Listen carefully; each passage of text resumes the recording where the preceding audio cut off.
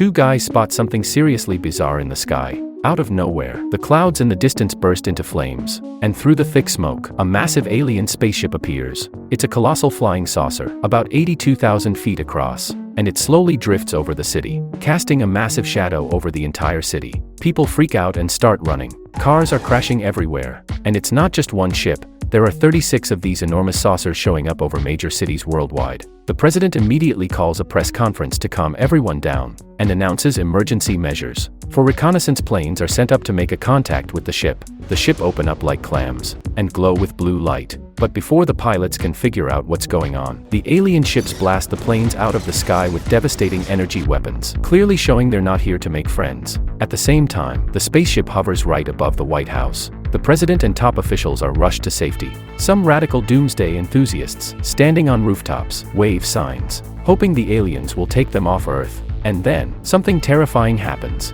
The central part of the alien spaceship aims at the tallest building in the city. It slowly opens up its pedaled door. Radical enthusiasts mistake this for a welcoming gesture, but in the next moment, a beam of intense heat laser shoots out, instantly disintegrating the entire building. Flames burst forth like balloons, expanding rapidly. Within moments, disaster spreads across half the city. Cars become deadly projectiles, raining down from the sky. Other cities face the same fate. Even the White House isn't spared. People run in panic, but they're powerless against the relentless spread of the flames. The explosive force levels entire cities, leaving Earth in ruin. Humanity is thrown into chaos and fear. The president takes swift action and orders a counterattack. Hundreds of Black Knight fighter jets surge toward the alien ships at full speed. Pilots don their oxygen masks and fire intercontinental missiles without hesitation. But then, something bizarre happens. As the missiles hit the spaceship, a blue force field appears, causing all the missiles to explode in midair. The evil aliens are gearing up to invade Earth. The pilots keep attacking, this time with more powerful Sidewinder missiles.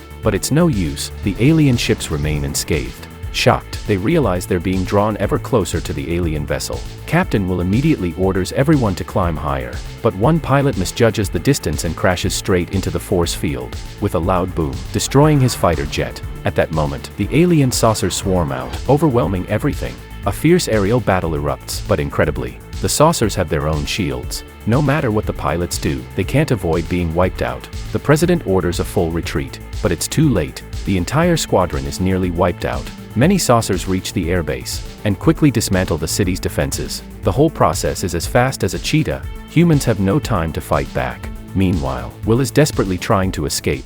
Flying into a canyon, the fighter jet suddenly starts maneuvering like it's dancing. Will and the saucer play a game of cat and mouse, weaving through the winding canyon. Laser blasts chase him relentlessly, but Will zigzags to avoid them. Suddenly, the jet beeps with a low fuel warning.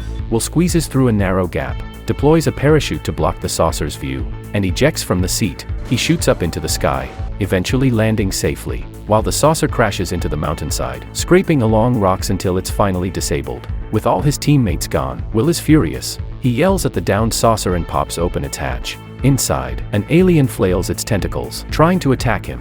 Enraged, Will delivers a powerful punch, knocking the alien out cold. Using the parachute, Will drags the unconscious alien along, kicking it occasionally to vent his frustration. As he continues, a rescue team arrives, heading to the secret military base Area 51. Will gets on the vehicle with the alien in tow. Meanwhile, the president arrives at Area 51, and opens the doors to reveal a saucer waiting inside. It turns out aliens really do exist. Scientists at the research facility have been studying the structure of alien spacecraft for years, but Earth's technology is still light years behind. For 40 years, there have been no major breakthroughs. Luckily, Will arrives at Area 51 with an alien in tow. The researcher immediately begins the autopsy. He gently begins to cut through the alien's outer layer. Suddenly, with a soft crack, the head opens up sideways. The room is filled with a strong, unpleasant odor, causing everyone to recoil. The scientist soon realizes that what they've uncovered is merely the exterior shell. He proceeds to carefully open the underlying layers, and the alien's true form is finally revealed.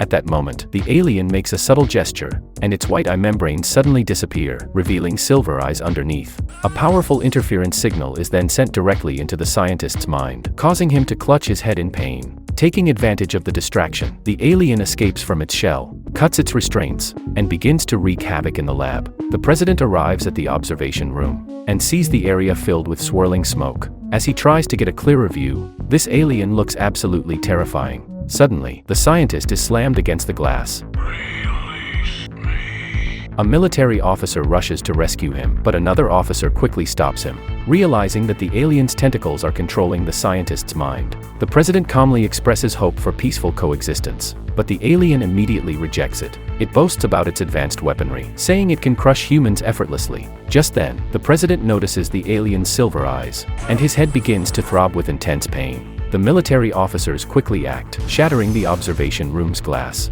and targeting the alien's head. With a loud bang, they send it back to its home world. As the president regains his composure, he realizes the true purpose of the alien invasion.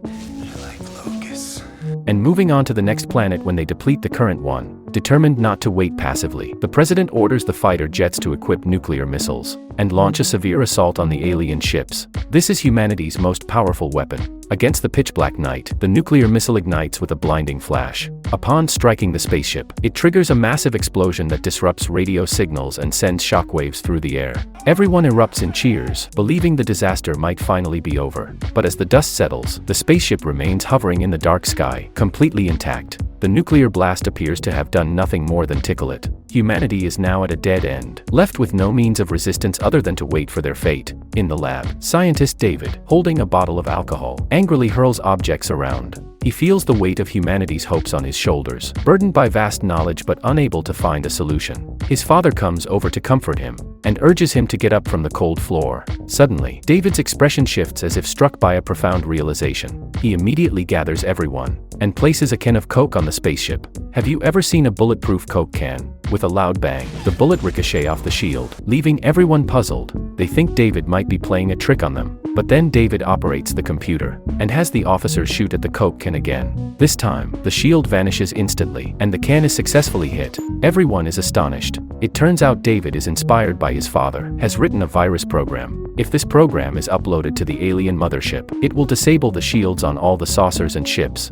However, the mission is incredibly risky. Someone must pilot the alien saucer they captured 40 years ago into the mothership to upload the virus. It's a nearly impossible mission, and few are willing to take the risk. Yet, Will steps forward, haunted by the memory of his fallen teammates. He is determined to end this disaster himself. David, as the creator of the virus, must accompany him. After saying their goodbyes to family and friends, the two of them board the saucer and set off for deep space. This is humanity's first foray into the interior of an alien base. As Will and David enter, they quickly discover that the saucer is being automatically guided by the mothership's command. The base is filled with countless aliens and millions of saucers and ships, all poised for battle. A direct confrontation with them would spell certain doom for humanity. The saucer soon reaches the heart of the mothership, where aliens are closely monitoring them. David swiftly activates the shield to conceal their presence. Suddenly, a mechanism activates, trapping the saucer in place. David quickly uploads the virus program. Meanwhile, the president and a large group of pilots approach the ship.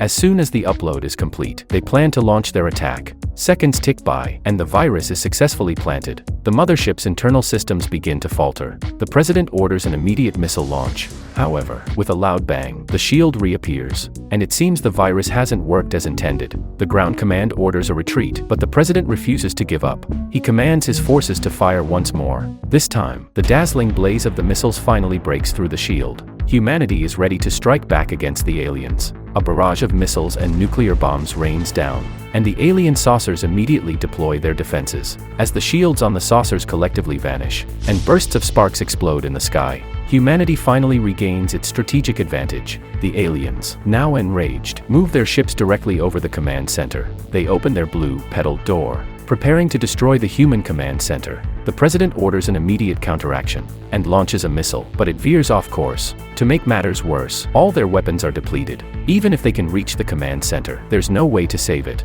and retreat seems impossible. Just then, a veteran soldier appears, carrying an intercontinental missile. He activates the launcher, ready to make a historic stand, but the system immediately alerts him to a malfunction. Without hesitation, driven by his battle instincts, the soldier charges straight at the alien ship, engaging the laser beams head-on. The sky erupts into a colossal fireball. Though the soldier sacrifices his life, his actions cause the entire alien ship to crumble. It turns out the ship's critical weakness is its petaled door. The command center broadcasts this vulnerability to the world, and soon, saucers in many cities begin to collapse as well. Victory for humanity is now within reach. The alien is incredibly ugly. Will and David open the shield and greet the alien commander at the control panel with a friendly hello. They then launch a timed missile straight into the mothership's command center. Dozens of saucers chase them relentlessly. Will once again demonstrates his evasive flying skills, weaving through the maze of tunnels. Ahead, the exit door is closing, and they're just over 300 feet. Cursing under his breath, Will accelerates, the gap narrowing to a mere slit.